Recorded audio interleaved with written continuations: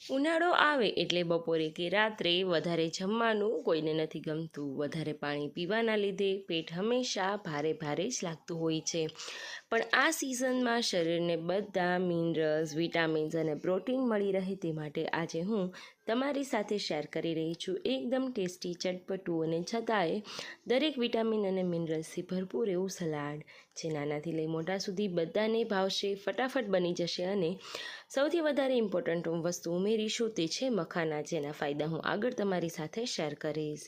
તો સૌથી પહેલાં અહીંયા એક મિક્સિંગ બાઉલ લેશું, જેમાં હું ફણગાવેલા કઠોળ ઉમેરું છું. સ્પેશિયલી આમાં મેં મગ અને ચણા બંનેનો ઉપયોગ કરેલો છે. આ કઠોળને મેં આખા દિવસ પલાળી અને બીજા દિવસે બાંધીને રાખી દીધેલા, જેથી કરીને સરસ તેના કોટા ફૂટી ગયેલા. તો તેને મિક્સિંગ બાઉલમાં લઈ લઈએ. ત્યારબાદ 2 ચમચી જેટલી દાળિયાની ફોતરા વગરની દાળ, 2 ચમચી જેટલા શિંગદાણા લેશું. બંનેના લીધે વિટામિન્સ અને પ્રોટીન્સ ભરપૂર માત્રામાં મળશે. ત્યારબાદ 1 ચમચી જેટલી ઝીણી સમારેલી ડુંગળી, 1 ચમચી કરતાં ઓછા મરચાં, 1 ચમચી જેટલા ઝીણા સમારેલા છાલ ઉતારીને કટ કરેલા ગાજર લેશું. ત્યારબાદ અડધી ચમચી જેટલી કાચી કેરી ઝીણી સમારીને, 2 મોટી ચમચી જેટલા ટમેટાં અંદર બીનો ભાગ અને પાણીનો ભાગ કાઢી તે ઉમેરી દઈશું. હવે અહીંયા તમે જુઓ છો તે રીતે થોડા એવા કાકડી અથવા તો ચીબડા જે તમારી પાસે અવેલેબલ હોય તેની છાલ ઉતારી ઝીણા સમારીને ઉમેરી દેવાના. જો તમે સ્પેશિયલી વેઇટ લોસ માટે બનાવતા હોય તો બટેટાને અવોઇડ કરશો, પણ એકદમ વ્યવસ્થિત એવું ફૂડ બનાવતા હોય, બપોરના ભૂખ ન લાગે, સાંજે નાની નાની ભૂખ માટે, તો 2 મોટી ચમચી જેટલા બાફેલા બટેટા ઉમેરી શકાય. ત્યારબાદ 2 ચમચી જેટલી કાળી અને લીલી દ્રાક્ષ મારા ઘરે અવેલેબલ હતી તો મેં તે ઉમેરી દીધેલી, જેના નાના નાના પીસીસ કરી લઈશું. ત્યારબાદ 5 ચમચી કરતાં પણ ઓછું મીઠું, થોડો એવો ચાટ મસાલો, સામે એટલો જ મરી પાવડર ઉમેરીશું.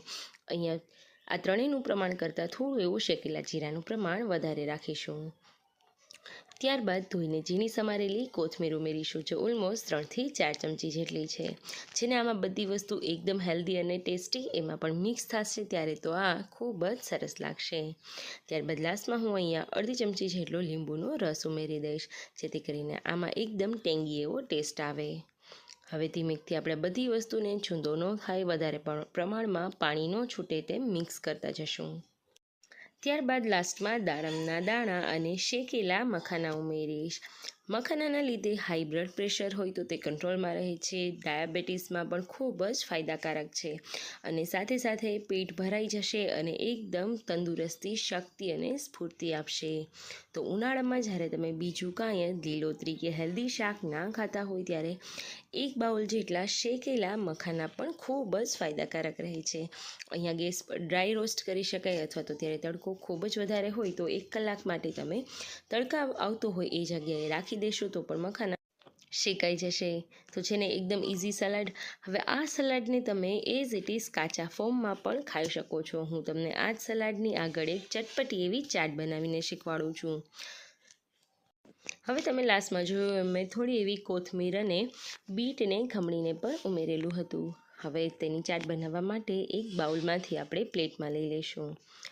હવે આ બધું સલાડ છે સરસ રીતના મિક્સ થઈ ગયું છે. તો પ્લેટમાં લઈ લીધા બાદ અહીંયા હું થોડું એવું સ્વીટ દહીં, એટલે કે મેં થોડું એવું દહીંને મીઠું કરેલું, જેમાં મેં ખાંડ નહીં પણ અડધી ચમચી જેટલો દળેલી સાકરનો પાવડર ઉપયોગ કરેલ છે. તો તેને પહેલાં સારી રીતના મિક્સ કરી દઈએ.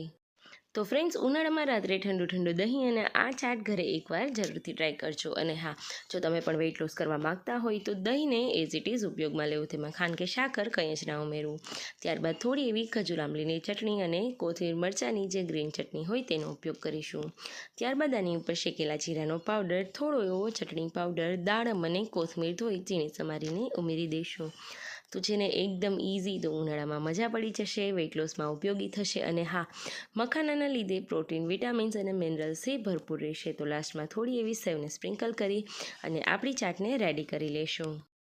તો ફ્રેન્ડ્સ, ચેનલ પર નવા હોય, વિડીયો સારો લાગ્યો હોય તો સબસ્ક્રાઈબ કરવાનું બિલકુલ નહીં ભૂલતા, જે બિલકુલ ફ્રી છે. અને હા, આ વિડીયોને તમારા ફ્રેન્ડ્સ, ફેમિલીઝ અને રિલેટિવ્સ જોડે તો જરૂરથી શેર કરજો, જેથી કરીને એ લોકો પણ ઠંડી ઠંડી ચાટનો ઉપયોગ પોતાના રૂટીન લાઈફસ્ટાઈલમાં કરી શકે. Thank you.